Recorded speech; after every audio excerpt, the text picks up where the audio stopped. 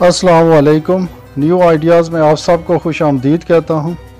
इशफाक अहमद साहब फरमाते हैं, ये जो मायूसी का भंवर होता है ये बड़ा ज़ालिम गर्दाब होता है।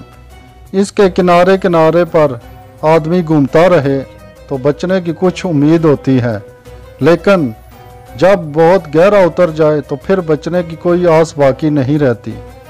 मैं अभी एक ऐसी महफिल से उठ कर आया हूँ जहाँ नौजवान लड़के और लड़कियाँ अपने मौजूदा हालात पर तबसरा कर रहे थे और उनके अंदर मायूसी और नाउमीदी की वही कैफियत पैदा हो गई थी जैसी कि किसी ज़माने में जब हम उनकी उम्र में थे हमारे अंदर पैदा हुई थी।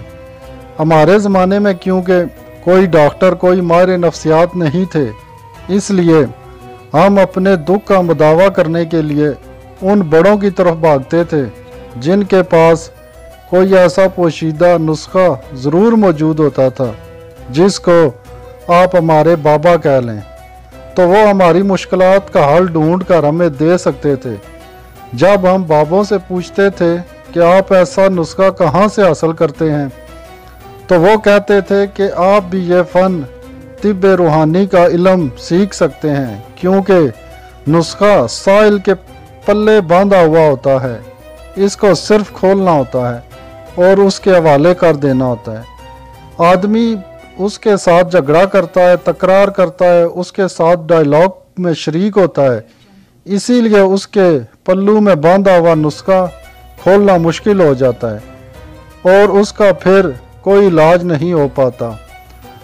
हम बड़ी गहरी मायूसी के दौर से गुजर रहे हैं, तो उन्होंने कहा आपको कम से कम मायूस होने का और नाउम्मीद होने का कोई हक नहीं है। वो लोग जो आपसे पहले गुजर गए या जिनका कोई नामो निशान बाकी ना रहा, जिनके बारे में लोग जानते नहीं या जिनका सफ़ा हस्ती पर कोई मवाद तहरीर नहीं, उनको तो मायूस होने का हक है, लेकिन आपको हक नहीं है। और वो लोग जो कुदरत को मंजूर नहीं थे, जिन्हें वो ज़िंदा नहीं रखना चाहता, वो पैदा होने से पहले ही नेस्त व नाबूद हो गए। उनके वालिदैन पहले ही मर चुके थे, ख़त्म हो चुके थे।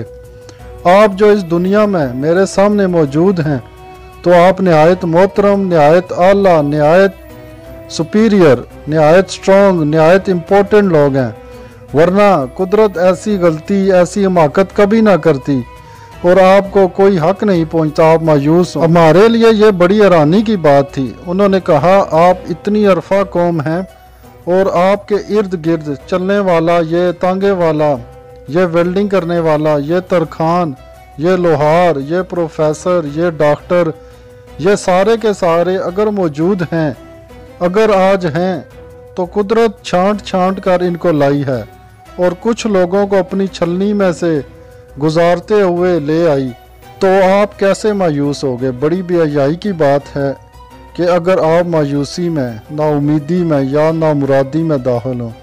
हमने कहा लेकिन हम तो हो जाते हैं और कोई लम्हा हम पर ऐसा नहीं गुजरता कि हम मायूस ना हों, घबराए ना हों। वजूद इसके कि अल्लाह बार बार फरमाता है मेरी रहमत से नाउमीद ना होना, इसमें बड़ा कोई राज है। तो फरमाया है फरमाने वाले ने कि चूँकि आपकी ज़िंदगियों में ख्वाहिश आरज़ू इतनी गहरी उतर चुकी है कि आप मासवाए मायूसी के कुछ सोच ही नहीं सकते, क्योंकि हर लम्हा आपके अंदर किसी न किसी शय की ख्वाहिश पैदा होती है और वो ख़त्म नहीं होती। इसीलिए आप मायूसी के साथ चलेंगे। जब ख्वाहिश कम होती चली जाएगी और वो आपकी जायज़ ख्वाहिश आपके साथ रहेगी, वो ख्वाहिशें रहेंगी, वो आरजुएं रहेंगी जो कि रहनी चाहिए, फिर आपको कभी मायूसी नहीं होगी। आप ऐसे ही फिरेंगे जैसे एक बुलबुल होता है, जिस तरह एक चिड़िया चहचहाती है। आपको पता है बाबे कहते हैं कि बुलबुल को पता नहीं होता कि मौत आ रही है, वो गाना गा रही होती है और मौत आ जाती है। आप हर रोज़ मरते हैं, हर रोज़ खौफज़दा होते हैं। खौफ के मारे आपका वक्त से पहले ही दम निकला होता है। मसलन आप बहुत आला दर्जे के साबुन से नहीं नहा सकते, तो लाल साबुन है ना, उससे नहा सकते हैं, इसमें कोई ऐसी ख़राबी की बात नहीं है। لیکن جب آدمی مجبور کرتا ہے اور اس کے ساتھ والے مجبور کرتے ہیں کہ دیکھو تمہارے پاس یہ ہے، دوسرے نے کہا تم تو کنگلے ہو گئے، پھر وہ شخص ڈرتا رہتا ہے، کانپتا رہتا ہے، خوف زدہ رہتا ہے، حالانکہ اس کے اندر بہت ساری صلاحیتیں موجود ہوتی ہیں جن کو وہ سہارا بنا کر بڑی آسانی کے ساتھ لوگوں کو منہ توڑ جواب دے سکتا ہے اپنے وجود سے، اپنے ہونے سے، کہ دیکھیے یہ بات میں قبول کرنے کے لیے تیار نہیں ہوں جو آپ کرتے ہیں۔ لیکن انسان مایوسی کو اس قدر اپنے اوپر غالب کر لیتا ہے کہ وہ اپنے اندر بہت ساری صلاحیتیں ہونے کے باوجود بھی لوگوں کو جواب نہیں دیتا اور خود مایوس ہو کر بیٹھ جاتا ہے۔ آگے اشفاق احمد صاحب بیان کرتے ہیں کہ جب میں روم میں تھا تو بڑی خوبصورت جھیل تھی وہاں پر، اور بہت سارے لوگ وہاں سیر و تفریح کے لیے آتے تھے۔ ہم بھی 2-3 لڑکے جب چھٹیاں ہوتی تھی تو وہاں سیر کرنے کے لیے چلے جاتے تھے۔ ایک دفعہ جب موسم گرما میں بہت اچھی ہوا چل رہی تھی تو ہم بھی وہاں سیر کرنے کے لیے چلے گئے، اور وہاں ایک بہت ہی خوبصورت نوجوان کشتی کے اوپر ڈانس کر رہا تھا۔ کشتی جب ڈگمگائی اور وہ اپنا توازن برقرار نہ رکھ سکا اور جھیل میں گر گیا۔ اب اس کو تیرنا بھی نہیں آتا تھا، اس نے چیخنا چلانا شروع کر دیا۔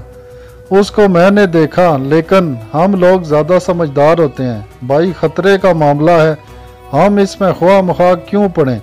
تو میرے ساتھ 62-63 سال کا ایک بڑھا آدمی تھا، میں اس وقت نوجوان تھا، میری 27 برس عمر تھی۔ تو اس بوڑھے آدمی نے فوراً پانی میں چھلانگ لگا دی، اور میں نے اپنی چالاکی لوگوں کو دکھانے کے لیے اپنے بوٹ کے تسمے کھولنے شروع کر دیے تاکہ تھوڑی سی شمولیت میری بھی رہے۔ لوگ کہیں گے اچھا آدمی ہے، لیکن مجھ سے بوٹ کے تسمے کھل نہ سکے، اور اس بوڑھے آدمی نے اس نوجوان کو بچا کر دوبارہ کشتی میں پہنچا دیا۔ اللہ کا شکر تھا کہ وہ نوجوان پانی کے اندر زیادہ نہیں گیا تھا اور ہوش میں تھا۔ تو اس نے اس بوڑھے آدمی کا شکریہ ادا کیا اور ہم سب نے کھڑے ہو کر تالیاں بجائیں۔ اب وہ جو گرنے والا تھا وہ بڑا شرمندہ ہوا اور پریشانی میں خوفزدہ تھا، تو اس نے بڑی دبی ہوئی آواز میں کہا، میں آپ کا شکریہ ادا کرتا ہوں، میں آپ کا بہت ممنون ہوں، آپ نے میری اتنی فیور کی، مجھے بچایا۔ تو اس بوڑھے بابے نے کہا، نو یہ کیا بات کرتے ہو، کچھ بھی ایسا نہ کہو، اس میں شکریہ ادا کرنے والی کون سی بات ہے، تم ہو ہی اتنے قیمتی، تم ہو ہی اتنے خاص کہ اگر میں نہ بچاتا تو کوئی نہ کوئی تمہیں بچانے ضرور آ جاتا، کیونکہ تم بہت قیمتی ہو، اس میں کیا بات ہے شکریہ ادا کرنے کی۔ تو مجھے آج آپ سے باتیں کرتے ہوئے یہ واقعہ یاد آ گیا۔ تو وہ بابا بڑے آرام سے اپنے کپڑے نچوڑتا رہا اور ان کو خوش کرتا رہا۔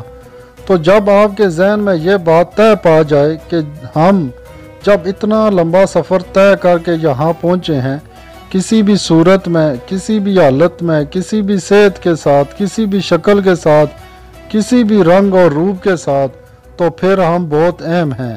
اللہ تعالیٰ نے آدم کی بڑی توقیر فرمائی ہے اور بہت ہی زیادہ عزت عطا کی ہے۔ یہ غالباً شیطان ہے جو آدمی کو مایوس کرتا رہتا ہے اور وہ ٹھیک ٹھاک اس میں کامیاب بھی ہوتا ہے۔